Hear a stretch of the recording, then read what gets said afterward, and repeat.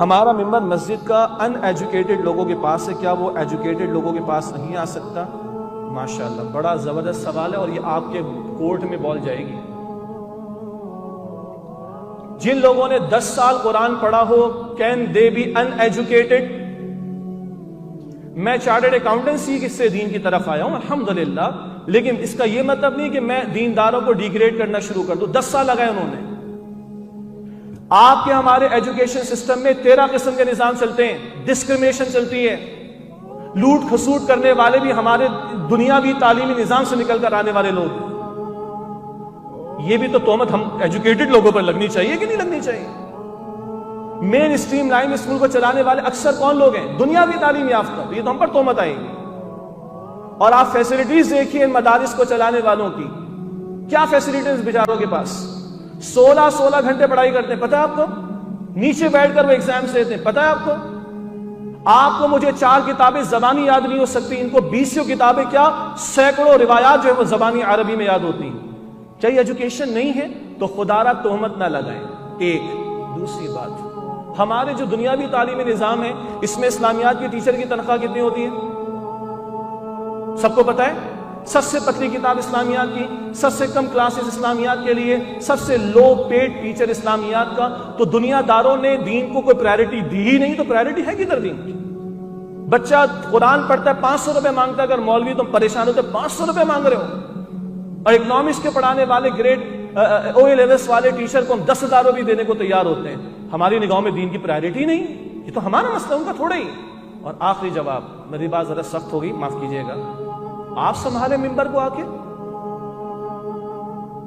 کیوں ہم نے کسی اور کے حوالے کر رکھا ہے؟ ہم لوگ چارٹرڈ اکاؤنٹنٹس بھی بنے، ہم MBA بھی کریں، ہم ڈاکٹرز بھی بنے، انجینئرز بھی بنے، یہ بھی بنے، وہ بھی بنے۔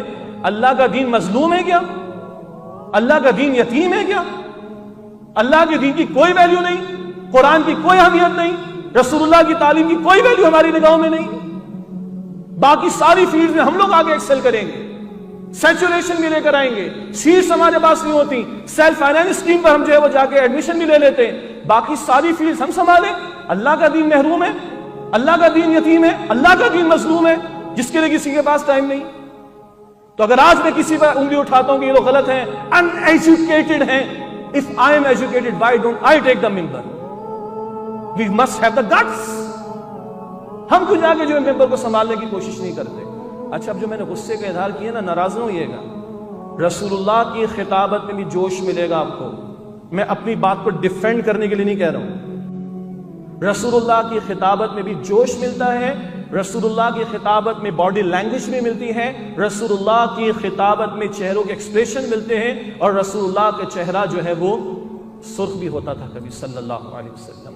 not to defend them but to encourage you, we should become۔ میں الحمدللہ پچھلے 16 بلکہ 18 سال سے جمعے کی امامت کر رہا ہوں الحمدللہ۔ جب میں فرگیوسن میں تھا، پاکستان کی لیڈنگ فرم میں چارٹرڈ اکاؤنٹنسی کی، اس دوران بھی جمعے کی امامت مل گئی تھی الحمدللہ۔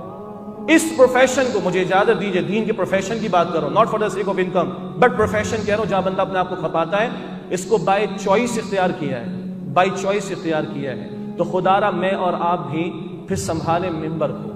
انشاءاللہ آپ اور ہم ایجوکیٹڈ لوگ جب آئیں گے نا، تو ایجوکیٹڈ لوگوں کو اچھا دین بھی پڑھائیں گے انشاءاللہ تعالی۔ اللہ آپ کو ہم سب کو قبول فرمائے۔ دین کی بات پھیلانا صدقہ جاریہ ہے، ثواب کی نیت سے ویڈیو کو شیئر ضرور کیجیے۔ جزاک اللہ۔